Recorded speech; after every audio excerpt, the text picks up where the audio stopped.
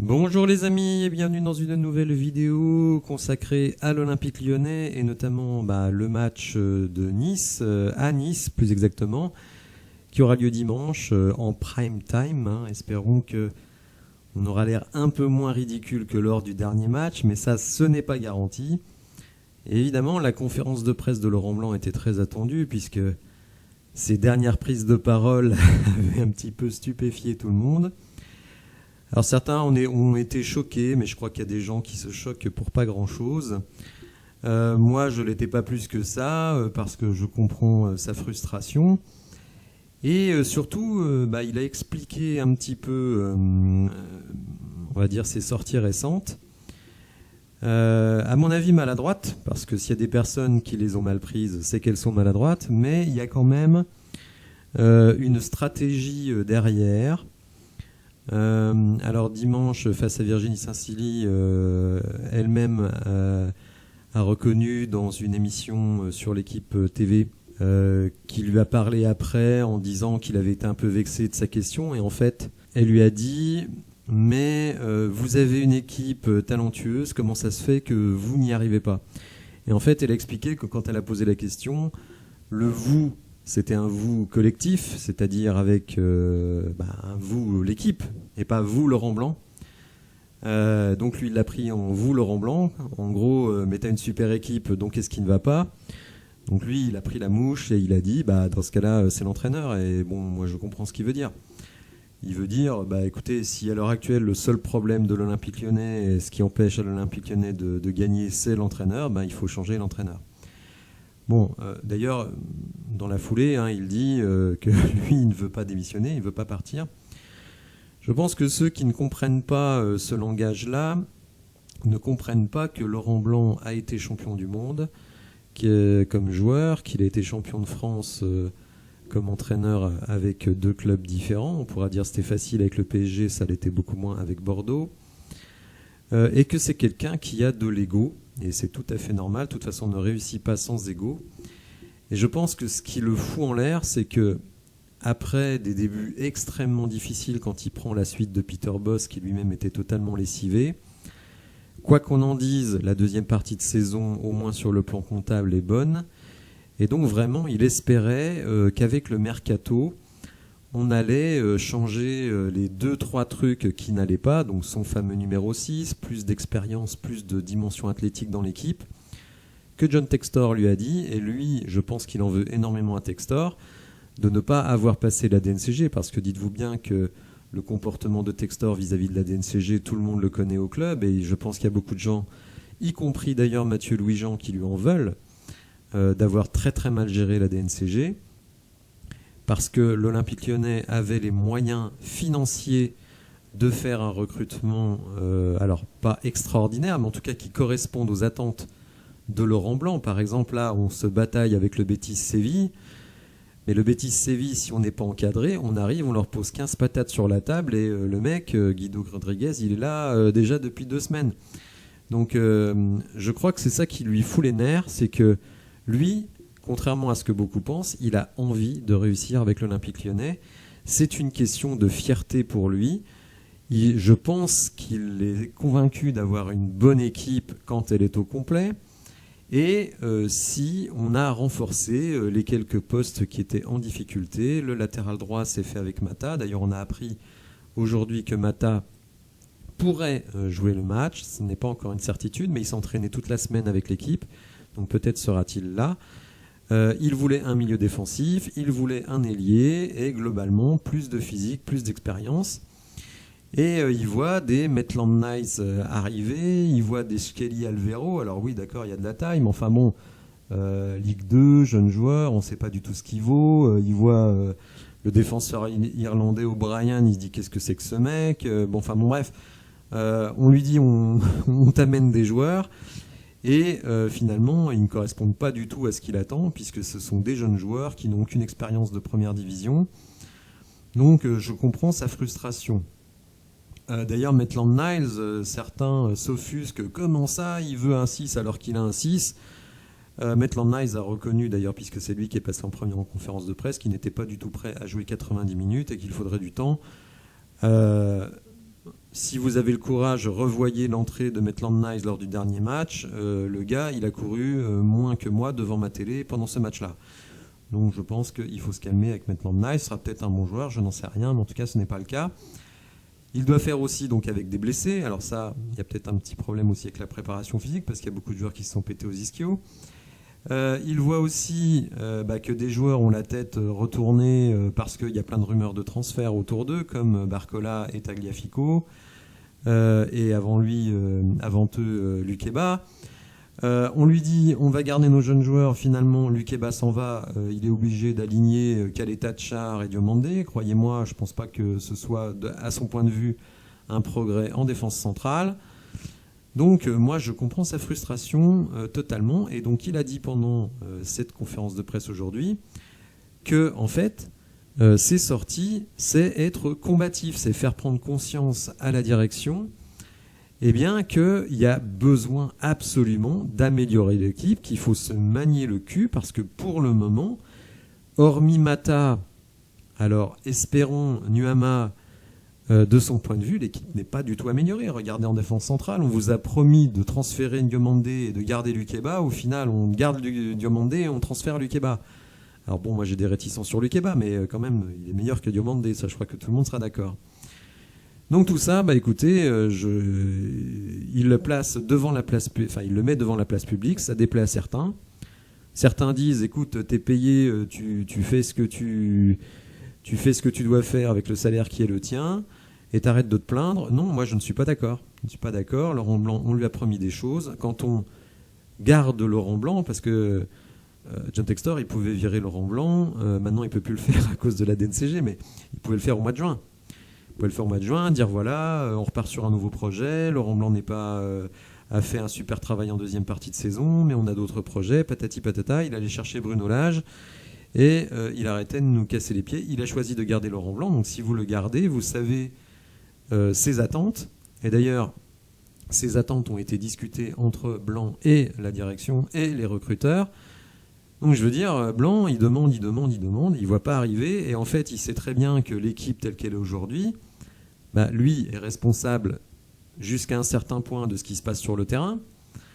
Mais les joueurs qui ont la tête à l'envers parce que la direction n'est pas assez ferme, ou a été ferme mais ne l'a plus été, et les recrues qui ne sont pas arrivés, tout simplement, ça, il le subit.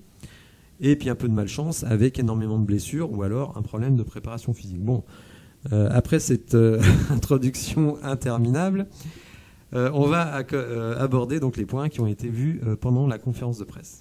Alors pour lui, Tolisso qui a ressenti des douleurs au talon, tout comme d'ailleurs Alexandre Lacazette qui n'était pas là ce matin à l'entraînement. Pour lui, Corentin Tolisso va jouer à Montpellier. Alors, certains considèrent ça comme une mauvaise nouvelle. Moi, je trouve que Tolisso est insuffisant dans ce qu'il produit. Mais malgré tout, en termes de QI foot et de qualité de passe, je dirais un Tolisso à 80%, pour moi c'est quand même mieux qu'un Le Penant à 150%. Donc je ne me plains pas de ça. Il n'a pas tellement été interrogé sur le système de jeu qu'il a aligné, c'est ce qui m'embête un peu. Je me demande ce que foutent les journalistes, c'est quand même important. Est-ce qu'on va continuer en 4-2-3-1 ? J'ai beaucoup de mal à le croire, vu les vagues qu'on s'est pris lors du dernier match, alors que tous les supporters demandaient un 4-2-3-1, mais enfin bon bref. Donc on va revenir à un 4-3-3 pour être plus solide, d'autant qu'on joue à l'extérieur. Et je pense que pour la première fois, l'Olympique Lyonnais ne va pas s'occuper de la possession, mais bon ça il ne l'a pas dit, mais ça c'est mon interprétation.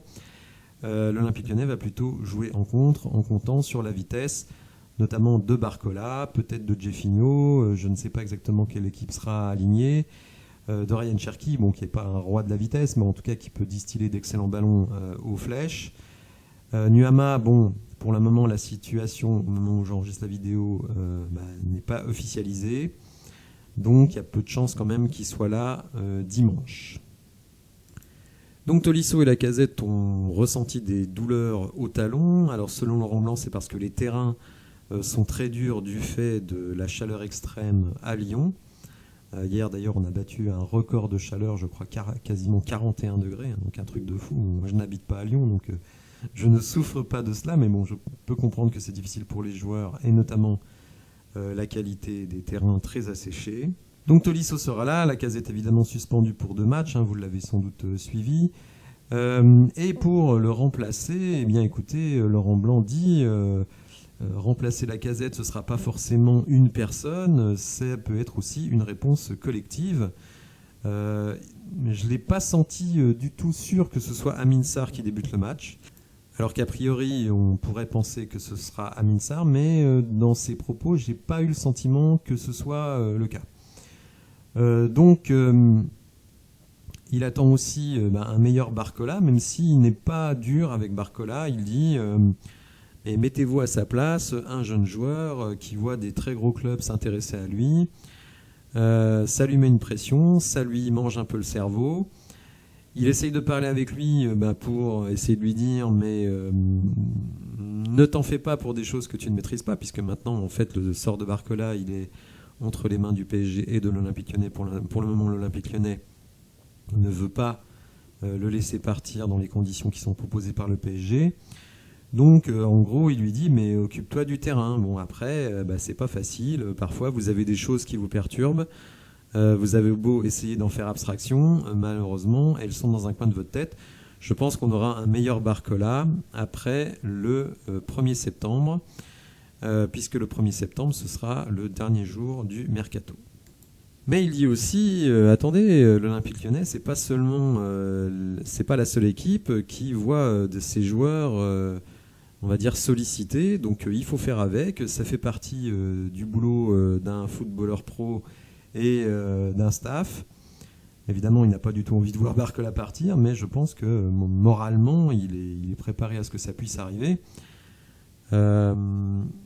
Depuis quelque temps, on dit que l'OL ne serait pas contre le départ de Barcola, mais veut des joueurs en échange.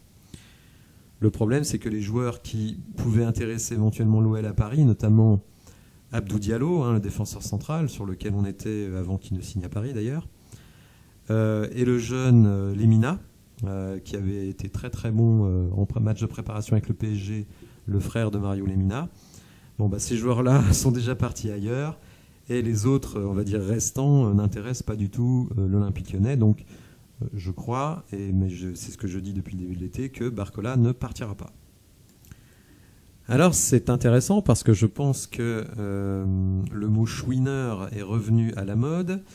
Un chouineur, c'est quelqu'un qui se plaint en permanence, qui pleurniche. Et il a utilisé ce mot. On dit que je suis un chouineur. Et lui... il ne le voit pas du tout comme ça, et pour le coup, je suis d'accord avec lui. Il dit « je suis combatif ». Voilà, je dois me battre un peu avec tout le monde, c'est-à-dire la cellule de recrutement, John Textor, la DNCG, pour essayer de faire un bon mercato d'ici donc le 1er septembre, pour améliorer mon équipe. Et donc c'est pour ça qu'il fait ses sorties dans les médias, puisque finalement, il ne peut, hormis John Textor, s'adresser à personne au club, puisque Santiago Cucci s'occupe des tickets restaurants. Donc, on peut pas faire autrement de son point de vue. C'est-à-dire mettre en gros cela sur la place publique en espérant que ça fasse bouger les choses. Je rappelle quand même que lorsque il avait fait une conférence de presse pour se plaindre de l'absence d'un numéro 6, le lendemain, on apprenait que Mathieu Louis-Jean était parti à Séville pour rencontrer William Carvalho et Guido Rodriguez. Donc, peut-être que les demandes de Laurent Blanc, finalement, dans les médias, puisque évidemment, visiblement dans le club, il ne trouve personne à qui parler. Donc il s'adresse directement aux médias, ça revient aux oreilles de John Textor, et là, finalement, peut-être que les choses évoluent. Donc peut-être que ça déplace certains supporters, mais en tout cas, pour le moment, peut-être que cette politique est relativement efficace. Alors il le dit, dès le mois de juin, les besoins de l'équipe ont été identifiés, tout le monde était d'accord, donc il essaye dans la dernière ligne droite, puisque aujourd'hui il reste vraiment une semaine exactement avant la fin du mercato, il essaye de faire bouger les choses. Il dit j'essaye de concrétiser ce qu'on avait décidé. Il dit vraiment ce qui avait été décidé, c'est-à-dire qu'il a dû dire je voudrais un défenseur central de plus, un latéral droit, bon ça c'est fait, un numéro 6, on attend toujours. Sans doute un ailier, puisque Jeffinho, on va dire, est un flop pour le moment. Et donc, plus d'expérience, plus de physique, Donc tout ça, ça avait été acté. D'ailleurs, c'est ce qu'avait dit John Textor dans sa conférence de presse. Il dit on va donner les ressources à Laurent Blanc pour améliorer l'équipe. Bon, Laurent Blanc, il dit voilà, on m'a fait des promesses, on a pris des engagements. Il est peut-être temps de les tenir. Et rappelez-vous, il avait dit également les objectifs. Moi, je veux bien en discuter avec vous une fois que le mercato sera fini. Alors, comme j'ai fait dans ma précédente vidéo, enfin dans 2 de mes précédentes vidéos, j'ai montré l'équipe telle qu'elle pourrait être si on fait Guido Rodriguez. C'est sûr que sur le papier, sans les blessés, alors il y en aura toujours, mais bon, disons que la base que l'on a, moi je trouve qu'elle est très très bonne. Elle est très très bonne. Et justement, un journaliste a dit de manière, je trouve, très très intelligente, oui, mais bon, pour le moment, vous avez des blessés, vous avez des suspendus, vous n'avez pas encore le mercato que vous voulez. Donc, d'une certaine manière, c'est comme si vous disiez que le championnat débute à la 5e journée, puisque il y aura encore beaucoup d'absents lors du match du PSG. Alors bon, Laurent Blanc, il a dit, vous n'avez pas tort, vous n'avez pas tort. C'est vrai que pour le moment, on fait avec une équipe extrêmement diminuée par rapport à ce qu'elle devrait être. Et je pense que c'est maladroit de dire ça, parce que finalement, la 5e journée, ce sera peut-être pas lui qui sera coach de l'Olympique Lyonnais, parce que il paraît pas complètement dingue de penser qu'on prenne 0 points sur les 4 premiers matchs. Évidemment, pour la poursuite de Laurent Blanc à la tête de l'Olympique Lyonnais, ça va être compliqué. Même si il trouvera l'excuse du mercato qui n'est pas fini, des suspendus, des blessés, et tout ce que vous voulez. Je suis pas sûr que les supporters et la direction entendent cet argumentaire, même si pour moi cet argumentaire, il tient la route, attention. Mais vous verrez quand je ferai demain la présentation du match, je ne suis pas si catastrophiste que ça pour le match de Nice. Pour le match du PSG, on verra. On va regarder avec intérêt le match PSG-Lens. Mais pour le match de Nice, écoutez, moi je ne suis pas totalement négatif. Alors il a été interrogé aussi sur la conversation de lundi avec John Textor. Alors évidemment, il n'a pas dévoilé tout ce qui s'est dit. Mais il a dit que John Textor était d'accord avec lui. Alors là, je n'en suis pas sûr du tout, mais bon, qu'il était d'accord avec lui, au moins sur un point, c'est que les restrictions de la DNCG, évidemment, bloquent de manière importante les volontés de l'OL en matière de mercato. Mais malgré tout, avec une enveloppe de 23 millions et les départs que l'on a constatés et donc les salaires qui sont partis, il y a moyen quand même de faire quelque chose. Je pense que ce que regrette Laurent Blanc, et je pense que ce que regrettent beaucoup de supporters, c'est que finalement on est avancé aussi lentement pour un mercato qui, je vous le rappelle, a débuté, je crois, le 8 juin. Donc on est le 25 août, ça fait 2 mois et demi, et finalement on a très très peu avancé. Alors il y a eu pas mal de départs, il en reste encore au moins quelques-uns, peut-être Youssouf Koné, Jeffrey Nalali, je n'y crois pas du tout. Kadewere de moins en moins, mais bon, sur les arrivées, ok, il y a eu des joueurs, mais pour la plupart, c'est des joueurs de banc. Skelly Alvero, et pas me dire qu'il va être titulaire à l'Olympique Lyonnais. Alors il sera peut-être dimanche parce qu'on n'a pas trop le choix, et qu'on veut renforcer la solidité de l'équipe. Mais ce mec-là, c'est pas un titulaire. Enfin, moi je veux bien qu'on s'enflamme. En fait, c'est ça qui me sidère, c'est qu'on s'enflamme sur des mecs qu'on n'a jamais vus. Vous avez des gens qui s'enflamment sur O'Brien, le mec qui joue en D2 belge. D2 belge. Personne n'a jamais vu jouer. Alors les mecs qui ont vu Molenbeek se disent, oui, attends, Molenbeek il dominait. Oui, d'accord, il dominait à Molenbeek, mais Molenbeek c'est de la D2 belge, les amis. Pareil, il y en a d'autres qui s'enflamment sur Maitland Niles. Ouais, il est anglais, tout ça, fighting spirit, tout ce que tu veux. Mais le mec, il y court pas. Il a couru 3 mètres dans son premier match. Alors peut-être que sur le long terme, ce sera une bonne acquisition, et puis c'est un joueur très polyvalent. Et puis Skelly Alvero, alors on l'a vu en match de préparation, oui, il a mis quelques bonnes têtes sur les corners, mais moi je l'ai vu faire de nombreux contrôles américains. Bon si c'est ça, votre numéro 6, non, je suis désolé, Skelly Alvero, il va peut-être se révéler, il va peut-être progresser, mais pour le moment, il n'a pas le niveau d'un numéro 6 d'une équipe qui veut jouer le top 5 de la Ligue 1, il faut être sérieux un peu. Là je trouve qu'il y a beaucoup de supporters qui s'enflamment sur des mecs qu'ils ne connaissent pas du tout.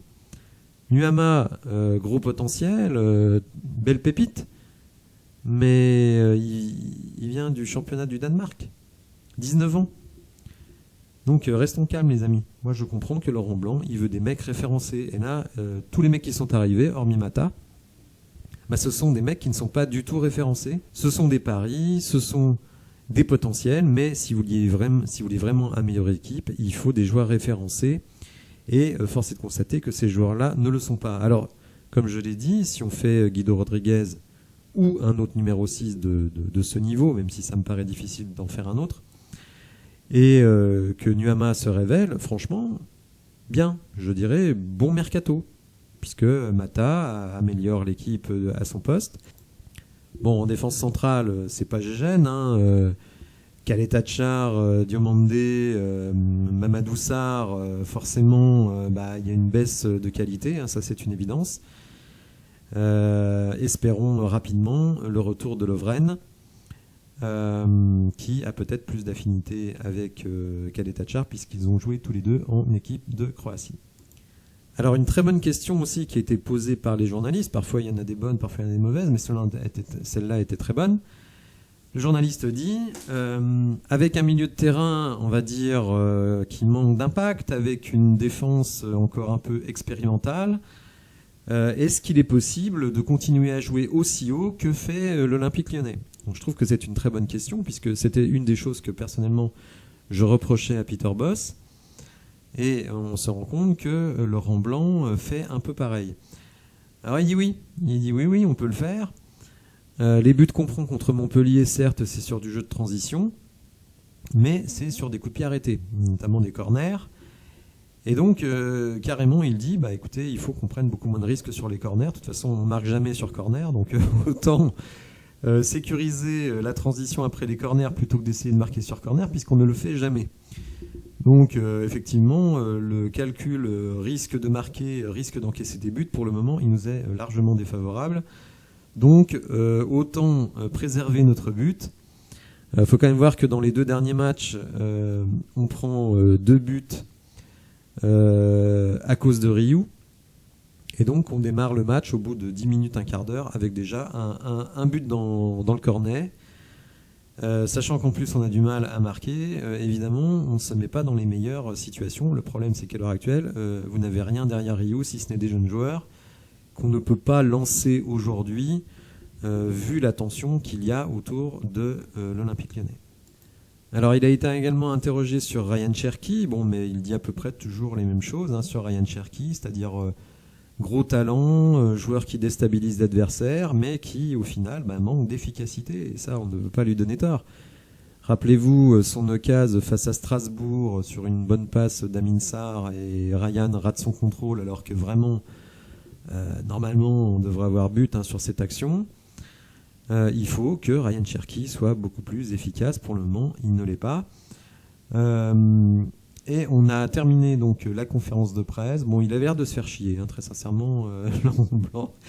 On voit bien que c'est un gars qui est plutôt cool et tout, mais vraiment, ces conférences de presse, quand vous venez d'accumuler, vous n'avez pas connu la victoire depuis temps immémoriaux. C'est un truc de fou.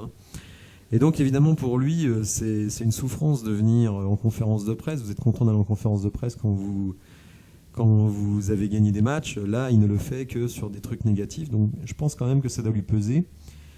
Et donc la dernière chose c'était sur Vercoutre. Vous savez que Thierry Henry a été nommé à la tête de l'équipe Espoir, et donc apparemment pour s'occuper des gardiens on songe à Vercoutre. Donc lui il dit moi je veux garder Vercoutre. Si le fait d'aller avec l'équipe Espoir fait qu'il est toujours impliqué à l'Olympique Lyonnais, ça ne me pose pas de problème. Sinon, il va falloir trouver une solution. C'est vrai qu'on pourrait peut-être aller prendre un entraîneur des gardiens qui est libre, plutôt que d'aller prendre un qui est déjà en poste. Mais ce sont les joies de la Fédé. Voilà, n'hésitez pas à me dire ce que vous pensez de tout cela dans les commentaires. Si vous avez apprécié la vidéo, n'hésitez pas à la liker, à vous abonner à la chaîne, et je vous dis à bientôt pour de nouvelles infos. Merci, au revoir.